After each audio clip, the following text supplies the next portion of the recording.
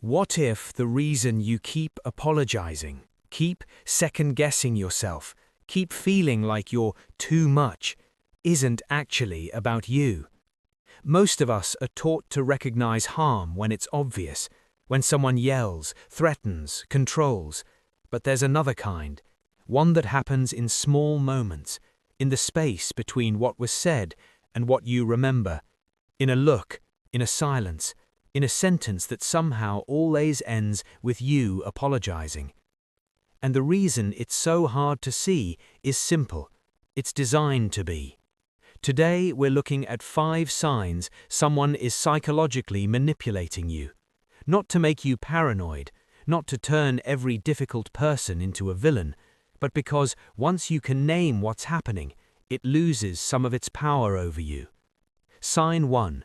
You remember something clearly, you know what happened, but they tell you that never happened, or you're exaggerating, or you're always so sensitive. At first you push back, but they're so certain, so calm, so sure that you're wrong. And slowly you start to wonder. Maybe you did misremember. Maybe you are too sensitive. This is called gaslighting, and it works not because you're gullible, but because you're reasonable. You're willing to consider that you could be wrong, and they use that willingness against you. When someone consistently makes you doubt your own perception, you start depending on theirs. That's not a side effect, that's the point. Sign 2. You come to them with something, a concern, a boundary, a feeling that hurt you, and somehow within minutes the conversation has completely flipped. Now they're the one who's hurt. Now you're the one explaining yourself. Now you're spending the next hour reassuring them when you were the one who came in needing something. This is guilt tripping used as redirection. And here's the part that hits harder. The more empathetic you are, the more effective this is. It doesn't work on people who don't care. It works specifically on people who do. If you consistently walk away from difficult conversations feeling like the problem, pay attention to who those conversations are always with. Before we continue, one important thing.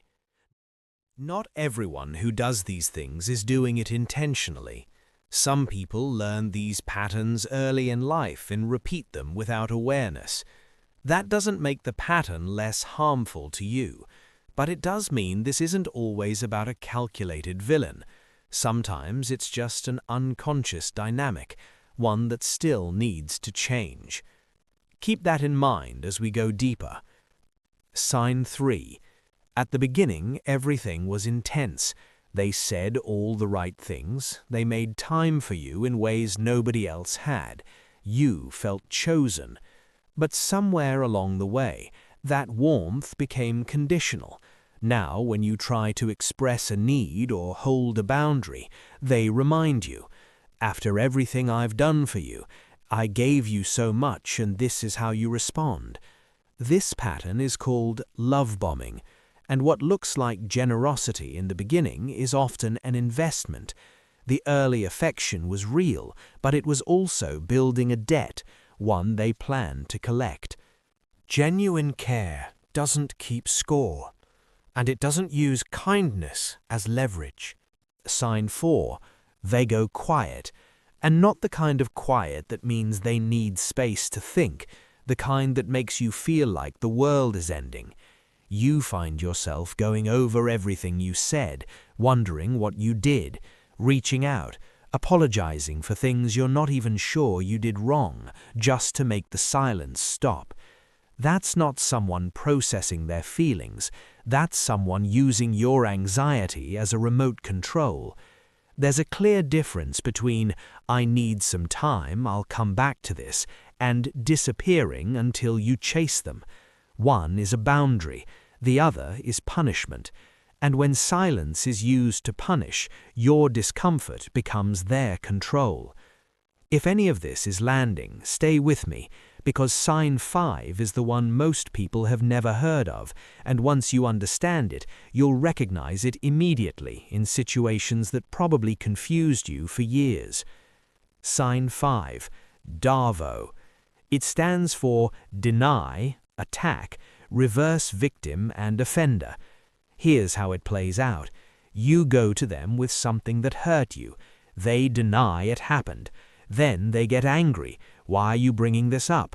Why are you attacking them? Why do you always do this? And then, somehow, by the end of the conversation, you are comforting them. You came in with a wound. You left carrying theirs. DARVO is disorienting because it moves so fast.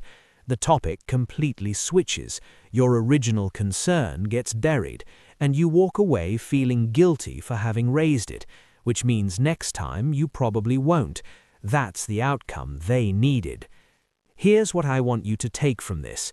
Recognizing these patterns doesn't make you suspicious of everyone. It makes you clearer. When you can name what's happening, gaslighting, guilt redirection, love bombing, punishment through silence, DARVO, it stops feeling like a fog and starts feeling like a map. You're not too sensitive, you're not difficult, you're not the problem for noticing that something feels off. Seeing clearly isn't paranoia, it's protection. You walked into this video with a feeling, now you have a name for it. If any sign felt familiar, drop the number in the comments. Just 3 or 4 is enough. I'll understand. And the next video is already there.